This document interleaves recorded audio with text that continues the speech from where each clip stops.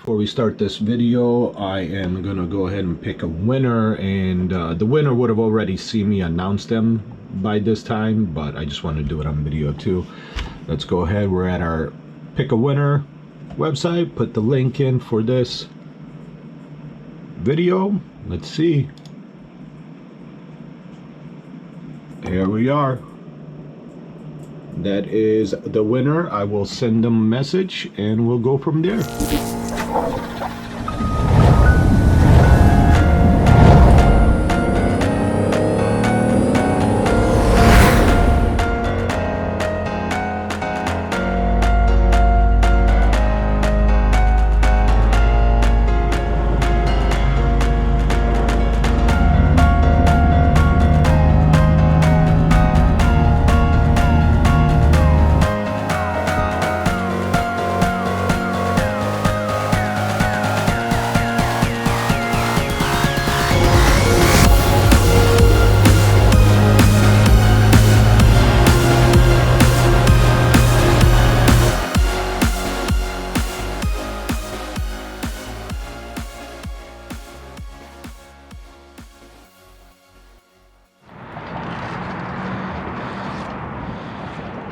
Here we are, final last one here of the season with Sports Car Club of Rockford at Rockford Speedway. There's already a bunch of construction stuff out here in the parking lot, so I'm guessing, you know, this thing is done with. There's not going to be any more Rockford Speedway from what it's looking like. Everything I've read, all the articles, it looks like this is it. This is the last season from what I can tell, but maybe we're wrong. You guys have seen this in the last two videos I've done the autocross here, so I figure we do it a little different. I want to talk about what we bring when we go to a racetrack or an autocross. I have this portable inflator, which honestly is extremely useful, and I do want to get another one that I can throw in both my cars. But essentially, when you're doing a track day or an autocross, depending on how seriously you're taking it, you're going to lower your tire pressures a little bit, so that way when they get hot, they're at optimal performance pressures. And when you do that, once you're done, you're going to want to inflate those tires back up if you're driving the car back. So you're going to want one of these around. Really nice. I mean, really, I think every company that makes battery powered tools offers these at this point. I really like this one. I'm a Ryobi user. Am I a big Ryobi fan? I wouldn't say I'm not, but I'm not a huge fan. Like, I like their stuff. I like what they offer, so that's what I go with. I have this Craftsman torque wrench, which of course you're going to want to make sure your lug nuts are properly tightened. You don't want to be the person that loses a wheel because you didn't properly tighten your lug nuts. I have this basically standard socket tool set. It's got a few different style sockets, deep sockets, mostly shallow ones, extension, 3/8, a 1/2 inch, and a 1/4. And I've just added a bunch of additional like adapters and wrenches and side cutters and stuff like that in this section. But basically I bring this just in case there is something I need to do. This way, this should allow me to do it. If it's anything worse than what this kit would do, then there's something really wrong with the car, and at that point I might be looking at a tow. This is not necessarily required, but I bring this anyways. It's a jump starting unit, one of those battery jump starting stuff, just in case I have a battery issue. This way, yeah, if something happens, I can jump a car and should be all set. If you're having a battery issue, you're most likely not going to be driving off. It's probably a bigger issue, but you never know. You might need this. I do also carry this with me for the track day. This is basically packed with a bunch of extra tools like screwdrivers, some electrical stuff, pliers, battery terminal cleaners. Yeah, basically anything you might need, picks, stuff like that. Any additional stuff, not everything, but any small additional stuff that I might need. And then on the bottom part of the tool chest, some other items here, which I always have extra lines because I actually had a line burst on me, but it wasn't a stop tech. The stop techs on there are still actually running strong even after I've put them through hell. I run the Motul 660 fluid, and it handles. I bring extra fluid because you never know. I have some StopTech fluid here as well. The STR 600. Got brake grease, and what is this? Anti-seize, what do you call these? C-clamp? I got a C-clamp because this is normally what I use to push pistons in for brakes, just in case I have to do some brake stuff. Adjustable ratcheting wrenches, brake clean, just, you know, your basic stuff. I got some hammers. I got an impact driver. Is that what it's called? Impact driver, impact screwdriver, whatever you want to call it. I got that because sometimes you have those screws that you need to use it on. But basically, just a few additional items that you never know if you might need it or not. And if you do, it's better to, how does the saying go? It's better to have it and not need it than to need it and not have it. So I do bring that. And I do have this additional bag here that I carry some additional items in, which is like gloves, different styles of gloves. You know, you got your latex or nitro gloves, your basic working gloves, masking tape, just in case if you're doing autocross, you need a number thing. A charger for the power tools. I bring in impact to make things easy for me. I got a longer 1/2 inch, I guess you could call it a breaker bar. Not sure how long it is. A scanner, zip ties, another hammer in here, some microfiber, just in case. Again, if it's stuff you need, it's better just to have it. But you can really get away with just this here to keep it as simple as possible. If you do have all this additional stuff, it's good to have it just in case. And lastly, I always bring my jack stands and jack. We bring my buddy's jack, which is an aluminum Pittsburgh jack. It's light. It does 2 tons, 2.5 tons. It's light. No point of bringing the big old steel one that weighs too much. These are light, these are aluminum, so that's why I bring these, and then we bring his aluminum jack. So always want to have these there just in case you got to raise the car up. Maybe there's something with the brakes, oil, something like that. You always want to have some jack stands and a jack. It doesn't have to be said, but try to get a canopy and some chairs because you want to be able to relax between your sessions, especially on a racetrack or on a track day. When you're at a autocross, you really don't have time to relax except for the 1 hour lunch usually, but that's really about it. So if you can bring that, that's perfect. Get some hats to help you withstand the sun. For this particular autocross event, you do have to have, they provide these, but reflector working vests. You don't have to bring your own, they do provide it, but I like having my own, so I just pick some up from Harbor Freight. We got a cooler full of drinks, waters, some vitamin waters, just so that way we can stay properly hydrated. And sometimes we'll bring our own food, or sometimes we'll just buy what's near us. And if you're lucky and you have a tow rig like this guy, this is super beneficial for 2 reasons. One, obviously you get to haul your car and not have to worry about if it breaks, how are you going to get back home. And secondly, what I just did, you don't have to worry about taking all that stuff out of your car because it'll be in the hauler, so your car will just be ready. You just have to take it off the trailer, check your pressures, check your lug nuts, make sure there's nothing leaking, and you're good to go. Where for me, I have to take everything out of my car, put it over here, then do all that other stuff. So it's definitely beneficial if you can have a rig like this.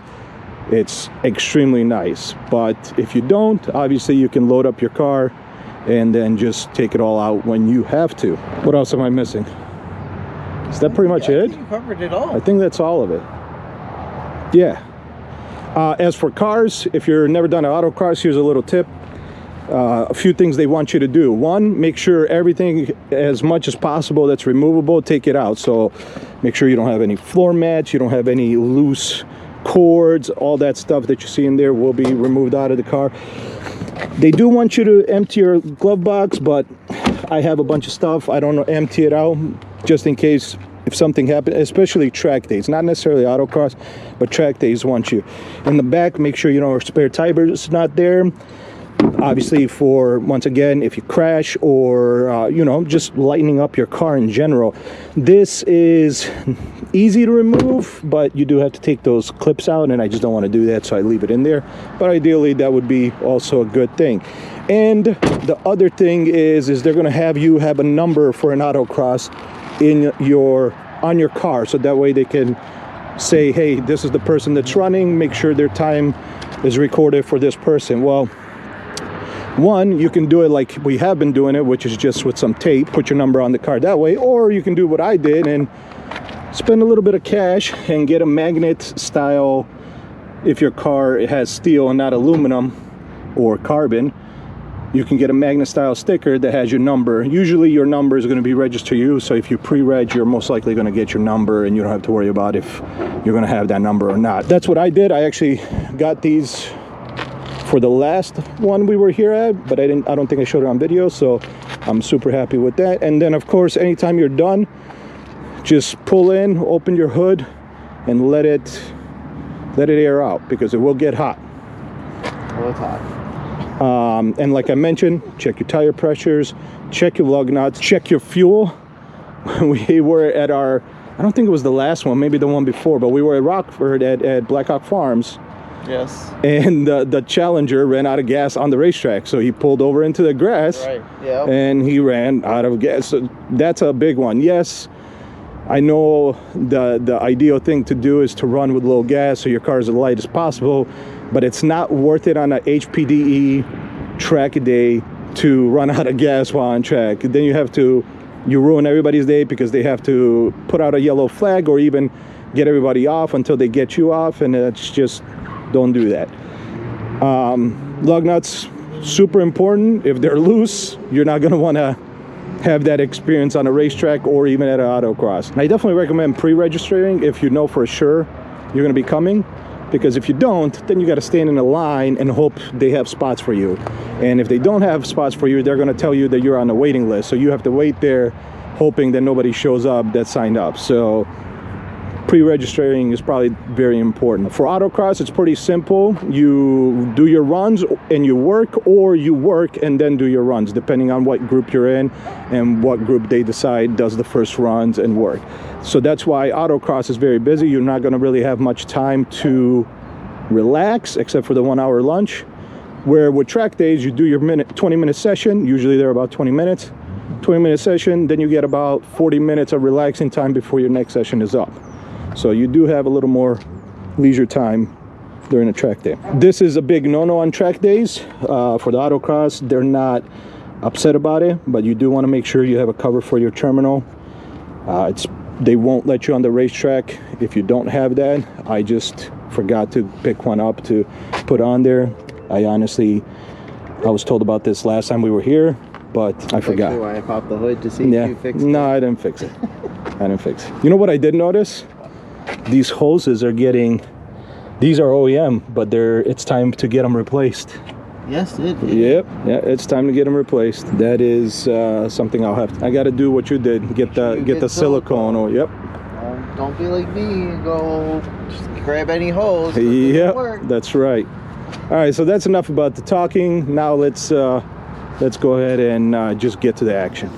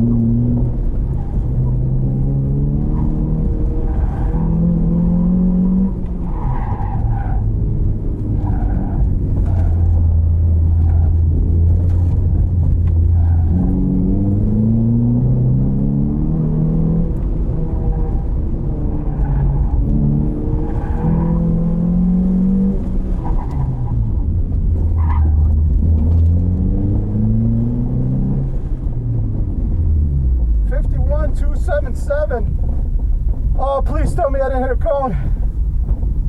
I hope I didn't hit a cone. I'll take a 51.277 if I didn't hit a cone. All right, so we finished. We're cleaning up. I really wish I had a trailer so we could just keep everything in the truck. But all right, pull your phone out. You have your phone? I don't have mine. Mine's still in the car. Pull it out. You want to go to the times? I do. No, come on. Yeah. Fuck. All right, well, that's some bullshit. All right, so where are we at? Where are you at? I did too. I didn't think I did. I didn't see you hit a cone, but I told you, man, I don't know, maybe some of these guys that are calling cones don't make sense, but he did a 50.923, but ended up hitting a cone. Technically, his best was a 50.604, but he hit a cone. I was pretty sure I didn't hit a cone, but I did a 51.277. My best was a 52.366. That was a clean one. I'm just glad I got out of the freaking 54, man. So I'll take a 51. Sucks that I hit a cone. I don't know where I hit the cone. I could have sworn it was a clean run. Yeah. Same thing with that last run. I don't know where I hit the cone either. I did not see you. I watched your run. I did not see a cone, but there you go. That's... What am I gonna do? Argue with the callers? Like, I don't know, whatever, who cares? But that's it. That's the end of the season for Sports Car Club of Rockford at Rockford Speedway. I think Rockford Speedway is done. I don't think they're gonna be open next year. I hope I'm wrong. I know they lost that parking lot over there. That's their big money because that was majority of the parking. They only have, well, what's taken up back here. So we'll see if they come back. But that's it for this. Hope you guys enjoyed it. See you next one.